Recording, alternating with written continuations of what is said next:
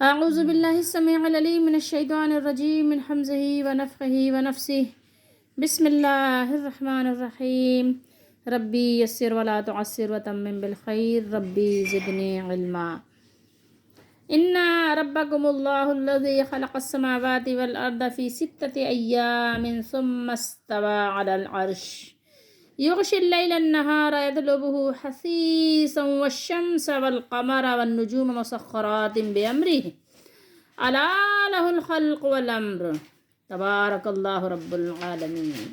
یہ ایک ہی آیت ہے، آیت نمبر 54 سورۃ الاعراف کی، اور 8واں سپارہ ہے۔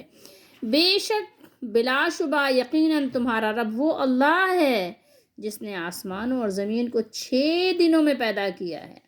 کتنے دنوں میں؟ 6 دنوں میں۔ 6 دنوں میں کیوں پیدا کیا؟ پھر وہ عرش پر مستوی ہو گیا جیسا کہ اس کی شان کے لائق ہے۔ وہ دن کو رات سے اس طرح ڈھانپتا ہے کہ وہ رات جلدی سے اس کو آ لیتی ہے۔ کس کو؟ دن کو۔ اور اس نے سورج، چاند اور تارے، کیا؟ سورج، چاند، شمس، قمر، نجوم نجم کی جمع ہے۔ تو سورج، چاند اور ستارے اس طرح پیدا کیے کہ وہ سب اس اللہ کے حکم کے پابند کر دیے گئے ہیں۔ آگاہ رہو، خبردار ہو جاؤ۔ پیدا کرنا اور حکم دینا، حکم صادر کرنا، حکم نافذ کرنا اسی کے لیے روا ہے۔ کس کا حکم چلے گا؟ اللہ کا۔ ان الحکم الا للہ۔ قرآن مجید میں ہم کئی مقام پر یہ بات پڑھتے رہے ہیں اور پڑھتے رہیں گے۔ اللہ رب العالمین بہت بابرکت ہے۔ تبارک اللہ رب العالمین، تبارک و تعالی، وہ بلند و باعلی ہے۔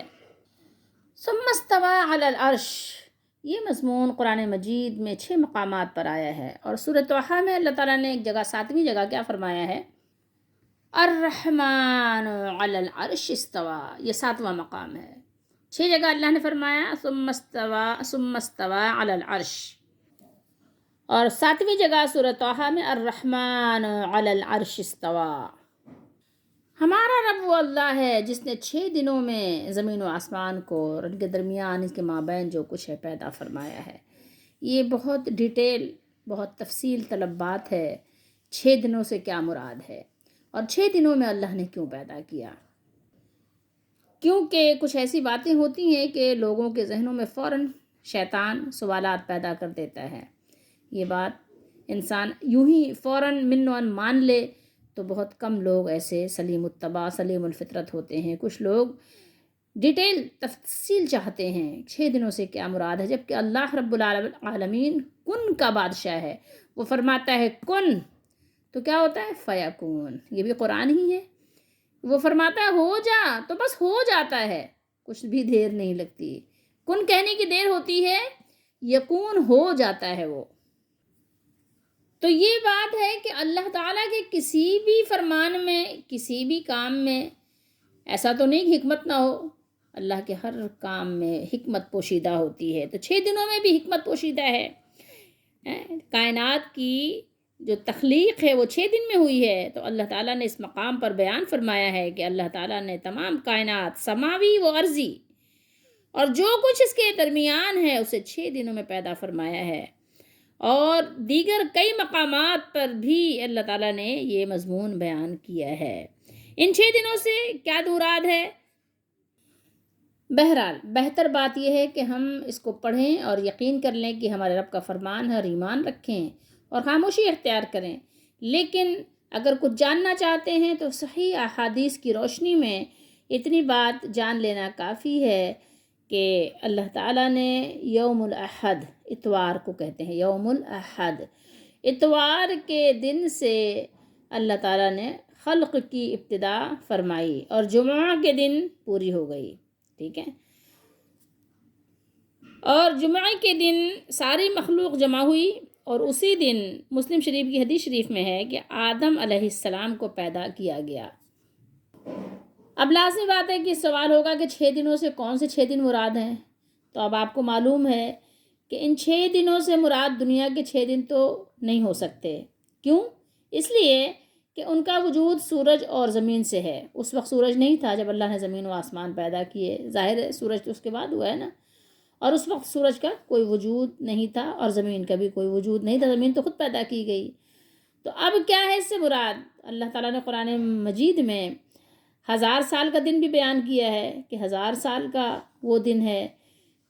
اور جیسا کہ ہے نا وَإِنَّ يَوْمًا عِنْدَ رَبِّكَ كَأَلْفِ سَنَةٍ مِّمَّا تَعُدُّونَ سورہ حج میں ہم پڑھیں گے. اور ایک دن تیرے رب کے یہاں 1000 سال کے برابر ہے اس گنتی سے جو تم شمار کرتے ہو. اور دوسری بات یہ ہے کہ یا 6 ادوار مراد ہیں. 6 دور ہے نا. دور ہوتا ہے نا، ایک دور، دوسرا دور، تیسرا دور، اس طرح 6 ادوار، دور کی جمع. قرآن مجید کی مختلف آیات پر غور کرنے سے یہ بھی معلوم ہو سکتا ہے کہ ہر دور میں کون سی چیز بنائی گئی.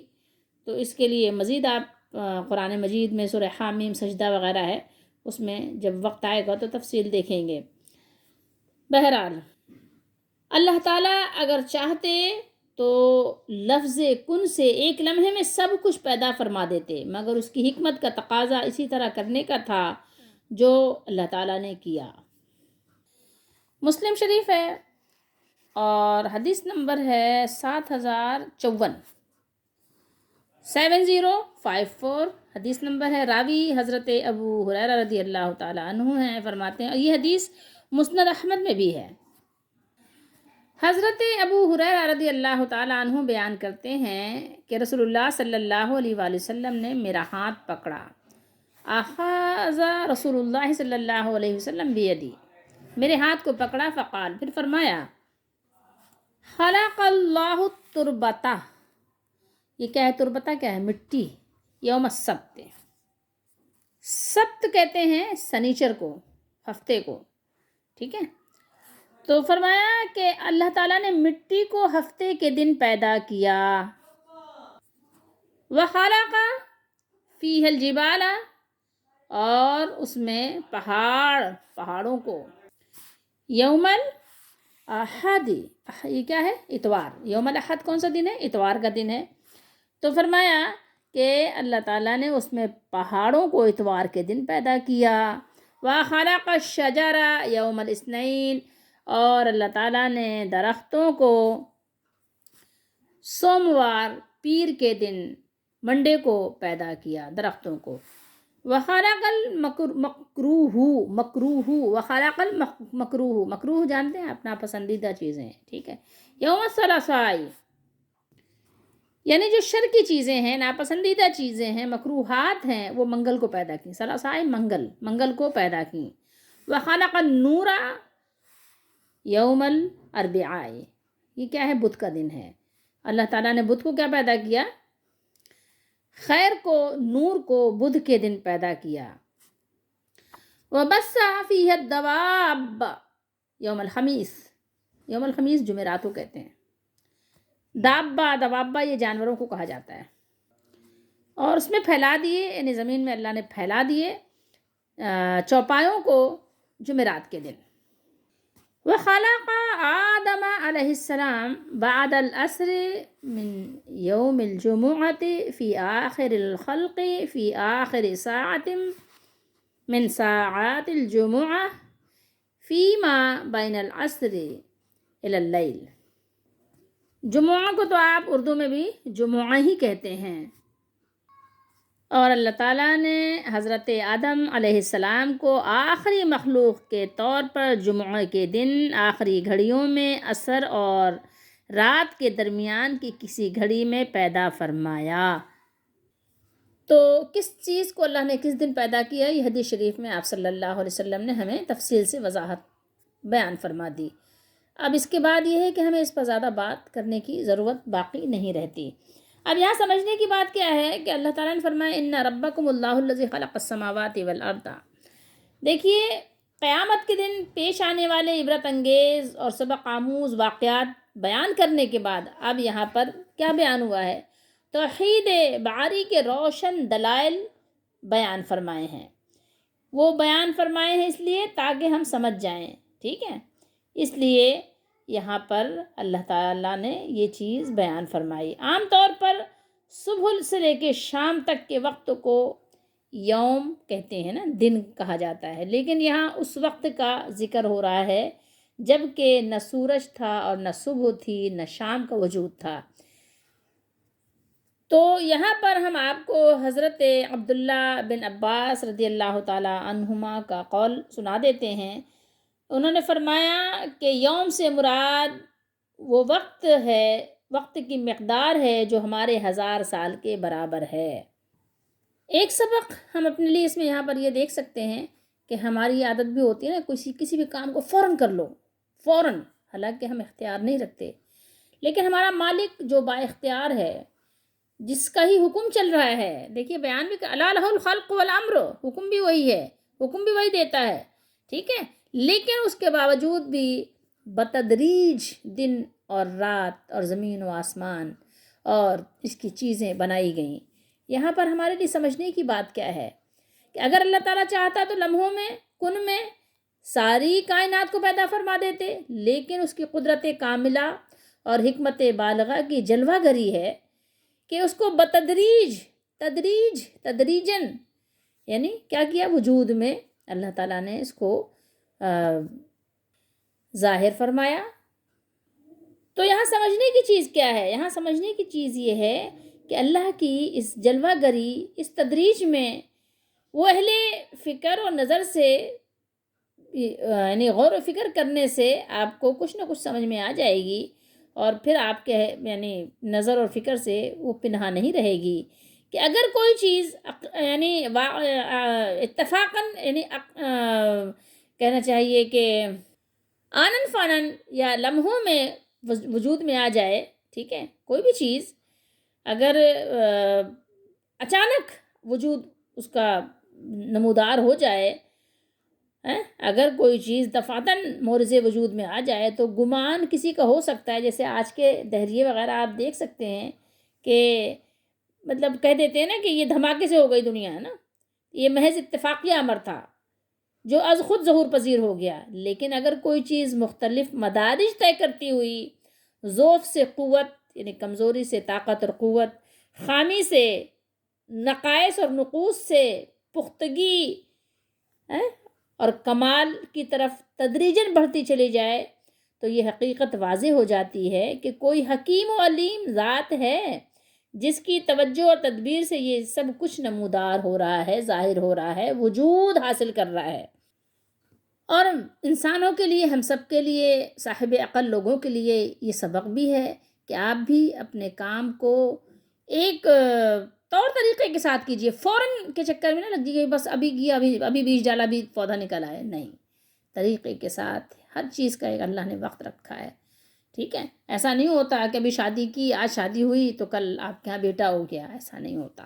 ہر چیز کو اللہ تعالیٰ نے ایک وقت مقرر کر کے رکھا ہے، جب اس کو اللہ تعالیٰ منظور فرماتا ہے تو وہ چیز وجود میں آ جاتی ہے۔ اور مزید زیادہ اس میں بحث مباحثے کی، تفصیل کی ہمیں حاجت اور ضرورت باقی نہیں رہتی۔ جو ہمارے رب نے فرمایا حق اور سچ فرمایا، بس ہمارا اس پر ایمان ہے۔ ثم استوى علی العرش، اور پھر وہ اللہ تعالیٰ عرش پر مستوی ہوا جیسا کہ اس کی شان کے لائق ہے۔ تو اللہ تعالیٰ کو عرش پر تسلیم کرنا یہ ہمارا ایمان ہے، ٹھیک ہے۔ استوا کے معنی تو معلوم ہے، مگر اس کی کیا کیفیت ہے یہ عقل سے بالا تر بات ہے۔ اس کا اقرار کرنا عین ایمان ہے اور اس کا انکار کرنا کفر ہے، ٹھیک ہے۔ یہی ہمارے سلف صالحین کا عقیدہ ہے۔ بس صحیح عقیدہ یہ ہے کہ اللہ تعالیٰ ساری مخلوق سے الگ عرش پر ہے، تاہم اس کا علم، قدرت سب پر حاوی ہے۔ اللہ تعالیٰ اپنے علم و قدرت سے ہر چیز کا احاطہ اس نے فرمایا ہوا ہے۔ اور قرآن مجید کی آیات سے ہمیں یہ بھی معلوم ہے کہ اللہ تعالیٰ کا عرش آسمان و زمین پر محیط ہے۔ اور مختلف طرح کے جو شک و شبے ذہن میں آتے ہیں، آیت کریمہ کے ان الفاظ سے جو بات تشبیہ دینے والوں کے ذہن میں آتی ہے، اللہ تعالیٰ کی ذات گرامی اس سے پاک ہے کہ اسے مخلوق میں سے کسی چیز کے ساتھ تشبیہ دی جائے۔ اللہ تعالیٰ کو کسی مخلوق سے کوئی تشبیہ نہیں دی جا سکتی۔ کیوں؟ اس لیے کہ اللہ نے قرآن میں فرمایا سورہ شورى میں لیس کمثلہ شیء وہو السمیع البصیر، اس جیسی کوئی چیز نہیں اور وہ سنتا بھی ہے اور دیکھتا ہے۔ بلکہ معاملہ اس طرح ہے جیسا کہ بعض ائمہ یا امام مالک وغیرہ کے جو قول ہیں،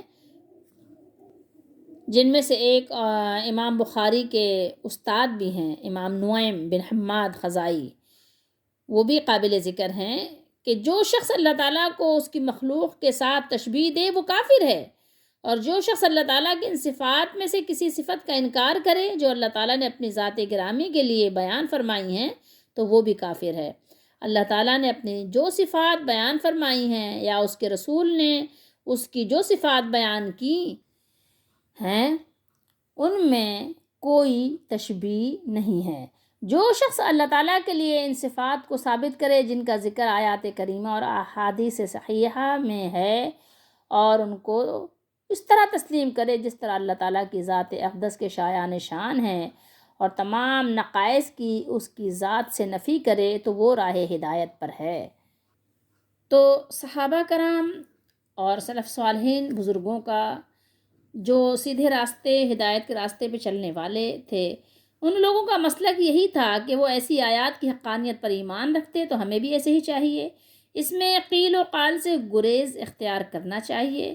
اور حضرت امام مالک سے کسی نے آ کر سوال کیا کہ اس آیت کا مطلب کیا ہے، دریافت کیا کہ اللہ تعالیٰ عرش پر کس طرح اللہ نے استوا فرمایا ہے، کیسے مستوی ہوا ہے، ثم استوا کیسے اللہ تعالیٰ نے استوا کیا ہے۔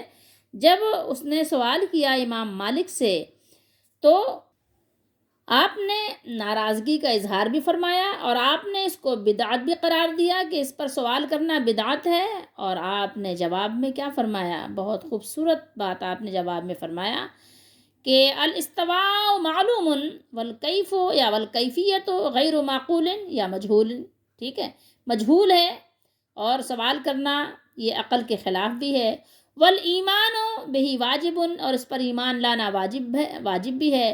اور والسؤال عنہ بدعہ، اور اس پر سوال کرنا کیا ہے، بدعت ہے۔ کیوں بدعت ہے؟ کہ صحابہ کرام رضی اللہ تعالیٰ عنہم نے اس پہ سوال نہیں کیا تھا، رسول اللہ صلی اللہ علیہ وسلم نے اس کی جرح بحث نہیں کی تھی، تو اس لیے میرے اور آپ کے سوال کرنے پر کیا معاملہ ہوگا، بدعت کا معاملہ ہوگا۔ اور یہ آپ صلی اللہ تعالیٰ علیہ وآلہ وسلم کے بیان کے خلاف بات ہے کہ ہم اس طرح کی آیات میں گھس کر اور فضول حرکت کریں، بلکہ ہم ایمان رکھیں کہ اللہ تعالیٰ عرش پر مستوی ہے اور بس، ٹھیک ہے۔ اور جیسے اس نے اپنی صفات بیان فرمائی، وہ سنتا بھی ہے، وہ دیکھتا بھی ہے، وہ جانتا بھی ہے، وہ علیم بھی ہے، وہ خبیر بھی ہے، وہ سمیع بھی ہے، وہ بصیر بھی ہے۔ ہر چیز اس کی قدرت، اس کے علم، اس کے احاطے میں ہے، بس ہمارا اس پر ایمان ہے، کافی ہے۔ لیس کمثلہ شیء، اور اس کی جیسی، اس کی شان جیسی نہ کسی کی شان ہے نہ کوئی شے ہے۔ کہنے کو دیکھیے تو یہ ایک ہی آیت ہے، آیت نمبر 54، ایک ہی آیت ہے، لیکن غور کریں تو اللہ تعالیٰ نے اس آیت کریمہ میں ایک ہی آیت میں توحید الوہیت، توحید ربوبیت کے روشن دلائل جمع کر دیے ہیں۔ نمبر 1، کائنات سماوی اور ارضی کی تدریجی تخلیق اور انہیں مختلف ادوار سے گزار کر مرتبہ کمال تک پہنچانا۔ نمبر 2، تخت حکومت اور مسند تدبیر و جہاں بانی پر متمکن ہو کر زمام اختیار اپنے دست قدرت میں رکھنا۔ نمبر 3، دن جو کاروبار کی ہنگامہ آرائیوں اور تلاش معاش کے لیے، جد و جہد کے لیے ہے، اور رات جو سکون و آرام کے لیے ہے، ان کا باہمی تسلسل اور یعنی قوام و دوام رکھنا، ان کو قائم کر دینا، یکے بعد دیگرے بلا توقف ان کا وارد ہونا، ان کا یعنی بار بار لوٹ کر آنا، ان کا ورود ہوتا رہے۔ نمبر 4، چھوٹے بڑے تمام اجرام فلکیہ، سورج، چاند، ستاروں وغیرہ کے اس کے حکم کا پابند ہونا۔ نمبر 5، خلق کیا ہے، الا لہ الخلق والامر، خلق و امر کا یکتا مالک و مختار ہونا، کوئی اور نہیں ہے، نہ مالک نہ مختار، نہ کسی اور کا کوئی تصرف ہے۔ یہ تمام کے تمام ایسی باتیں یا کہیں ایسے کمالات ہیں جو اللہ تعالیٰ کی ذات اقدس و اطہر سے خاص ہیں، مختص ہیں، اور کوئی دوسرا ان میں سے کوئی چیز اپنے لیے ثابت نہیں کر سکتا۔ تو جب ہر چیز اس کی پیدا کرتا ہے اور اس کے حکم کے سامنے بے چوں و چرا صرف گندہ ہے، تو کوئی عقل مند یہ کیوں کر گوارا کر سکتا ہے کہ ان چیزوں میں سے کسی کو اپنا الہ اور معبود بنا لے، کسی دوسرے کو؟ سوچئے تھوڑی دیر کے لیے، خواہ وہ چیز کتنی بڑی، پرہیبت، عظیم الشان اور مفید ہو، لیکن آپ ایسا نہیں کر سکتے۔ کیوں؟ اس لیے کہ اس پر بھی اللہ کا حکم چل رہا ہے۔ الخلق سے مراد پیدا کرنا ہے، اور الامر سے مراد ان کی تدبیر کرنا ہے، اور ان کے لیے تمام طرح کے حکم جو کچھ بھی ہو سکتا ہے، تکوینی، تشریعی، تمام احکام صادر کرنا۔ غور طلب بات ہے کہ اس مختصر سے جملے میں تخلیق کائنات کے متعلق تمام غلط نظریات کا اللہ تعالیٰ نے بطلان قرار دے دیا، سب کو باطل کر دیا۔ بعض ایسے فلسفی بھی گزرے ہیں، موجود بھی ہیں، کہ سرے سے وجود باری تعالیٰ کے قائل ہی نہیں ہیں۔ ان کا خیال ہے کہ ساری کائنات خود بخود عدم سے وجود میں آ گئی ہے، اور بعض ایسے ہیں جو وجود باری تعالیٰ کے قائل تو ہیں لیکن مادہ کو قدیم مانتے ہیں۔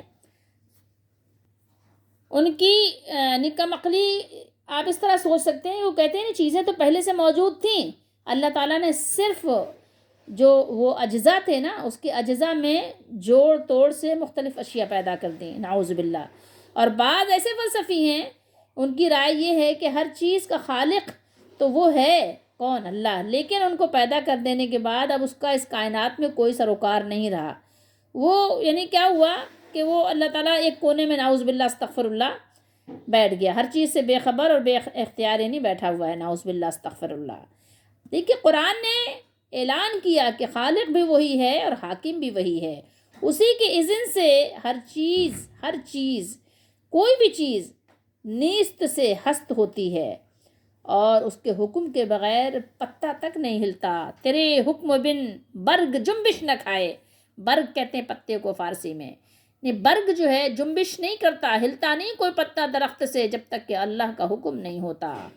فالق الحب والنوا، یاد رکھنے کی چیز ہے، بہت اہم سبق ہے۔ کائنات بھی اسی کی ہے، حکم بھی اسی کا ہے، کائنات کو وہی چلاتا ہے، کوئی نہیں چلا سکتا۔ ماں باپ کے بغیر بھی بچے پل جاتے ہیں، حاکم اور حکمرانوں کے بغیر بھی نظام چلتا ہے۔ کون ہے؟ بڑے بڑے حاکم آتے ہیں، مر جاتے ہیں، اللہ غافل نہیں کسی چیز سے، اللہ فارغ نہیں ہے، ہر وقت اس کی ایک نئی شان ہے۔ یغشی اللیل النہارا یطلبہ حثیثا والشمس والقمر، کیا بیان کیا، ذرا غور کیجیے، یعنی رات کے بعد دن تیزی سے پہنچ جاتا ہے، کوئی وقفہ نہیں ہوتا۔ کیا اللہ کے علاوہ کوئی اور بھی ہے کیا جو یہ کر رہا ہے؟ آئے تو صحیح سامنے، بتائے کہ ہاں اس کا بھی کوئی عمل دخل ہے اس میں؟ نہیں۔ مسخرات بامرہ، مسخرات بامرہ، غور کیجئے، یعنی اللہ تعالیٰ نے جو وقت اور راستہ ان کے لیے مقرر فرمایا ہے وہ اسی پر چلتے رہتے ہیں، اور بال برابر اس سے ادھر ادھر نہیں ہوتے۔ الا، آگاہ ہو جاؤ، خبردار ہو جاؤ، تم کو معلوم ہو جانا چاہیے۔ الا لہ الخلق والامر، کیا تم کو معلوم نہیں ہے کیا؟ نہیں معلوم تو معلوم کرو، قرآن اعلان کر رہا ہے۔ جس طرح خلق پیدا کرنے میں اس کا کوئی شریک نہیں ہے، تنہا ہے وہ، مشورہ دینے والا بھی کوئی نہیں ہے، اور اس نے کسی سے مشورہ لیا بھی نہیں ہے، اس کو مشورے کی حاجت بھی نہیں ہے۔ اسی طرح یقین رکھو کہ حکم بھی اسی کا ہے، کوئی دوسرا اس کے حکم میں بھی شریک نہیں ہے۔ کوئی بھی حکم ہو، کسی بھی طرح کا حکم ہو، ٹھیک ہے، اللہ تعالیٰ کا کوئی اس میں بھی شریک نہیں ہے۔ جو ساری کائنات میں اللہ تعالیٰ کا حکم چلتا ہے، نظام اسی کا چلتا ہے، نظام جو بھی ہو، ٹھیک ہے، شریعت کا قانون جو اس نے اپنے بندوں کو ایک حد تک اختیار کر دیا ہے، اختیار دے دیا ہے، اختیار دے کر یعنی کہنا چاہیے کہ اس کو صحیح غلط کا راستہ بتا دیا ہے، اور اسی کے مطابق اللہ تعالیٰ نے جنت یا جہنم کی سزا یا جزا دینے کے لیے بھی وقت مقرر کر دیا ہے۔ سب حکم اسی کا ہے، کسی اور کا نہیں ہے۔ یغشی اللیل النہار، ایک ایک بار نہیں، بار بار بار بار تکرار کے ساتھ آیات کو تلاوت بھی کرو، پڑھو بھی، سمجھو بھی، غور و فکر بھی کرو۔ یہ غور و فکر کی دعوت دے رہی ہیں یہ آیتیں۔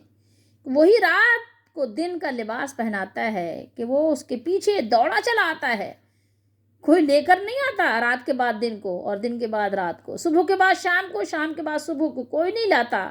رات کی تاریکی دن کی روشنی سے اور دن کی روشنی رات کی تاریکی سے ختم ہو جاتی ہے، اور ان میں سے ہر ایک دوسرے کے پیچھے تیز رفتاری کے ساتھ تیز ترین انداز میں دوڑ کر چلے آتے ہیں، اور اس میں کوئی تاخیر نہیں ہوتی، کوئی ڈرائیور نہیں بیٹھا ہوا ہے، کوئی انجن نہیں لگا ہوا ہے، تاخیر نہیں ہوتی، بلکہ جو ہی رات ختم ہوتی ہے فوراً ہی دن آ جاتا ہے۔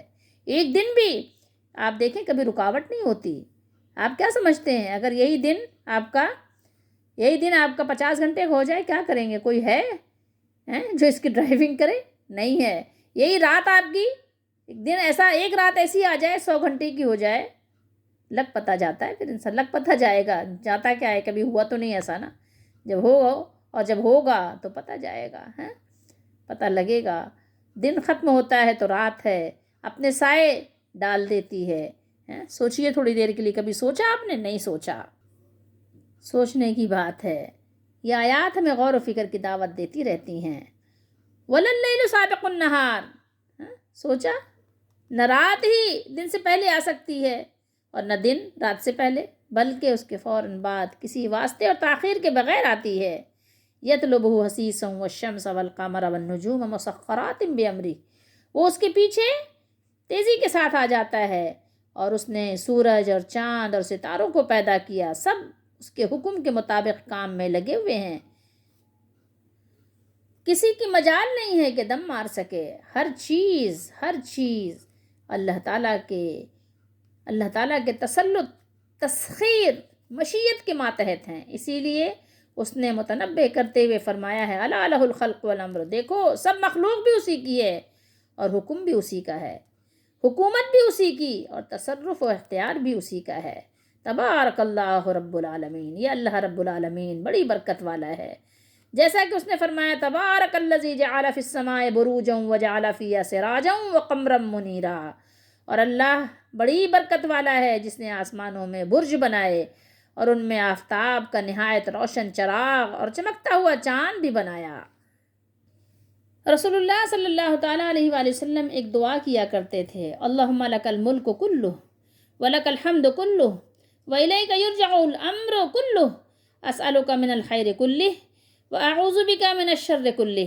اے اللہ، تمام بادشاہت آپ ہی کے لیے ہے، تمام تعریف آپ ہی کے لیے ہے، اور تمام معاملات آپ ہی کی طرف لوٹائے جائیں گے۔ اے میرے مالک، اے اللہ، میں آپ سے تمام تر خیر و بھلائی کا سوال کرتی ہوں، اور آپ ہی سے تمام تر شر سے، برائی سے پناہ طلب کرتی ہوں۔ اللہ تعالی ہم سب کو خیر عطا کرے، شر سے بچائے۔ بادشاہی اللہ کے لیے ہے، وہی بادشاہ ہے، وہی شہنشاہ ہے، بادشاہوں کا بادشاہ ہے، وہ حاکموں کا حاکم ہے، احکم الحاکمین ہے۔ تو یہ آیات ہمیں بتا رہی ہیں کہ اللہ تعالیٰ اس پوری کائنات کا اور خود انسان کا، میری اور آپ کی جان کا اور ان تمام چیزوں کا خالق ہے، جس سے میں اور آپ فائدہ اٹھاتے ہیں، نفع حاصل کرتے ہیں۔ سب کا مالک ہمارا ہی وہی مالک، وہی مولا ہے، وہی رب ہے، وہی اللہ ہے، وہی رحمان ہے۔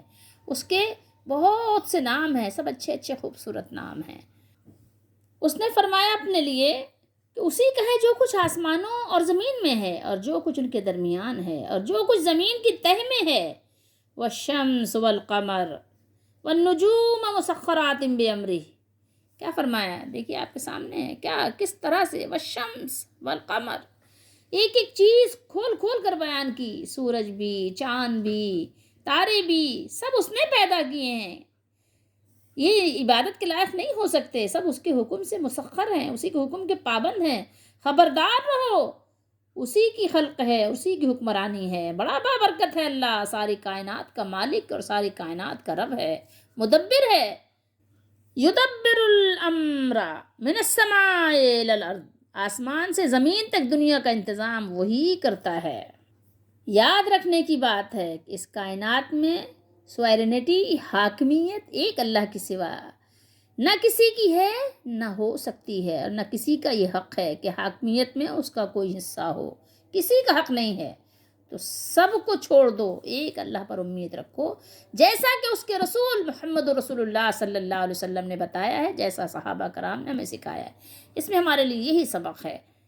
الم تعلم ان اللہ لہ ملک السماوات والارض، کیا تم نہیں جانتے کہ آسمان اور زمین کی بادشاہی اللہ ہی کے لیے ہے، کسی کے لیے نہیں ہے، صرف اللہ کے لیے ہے۔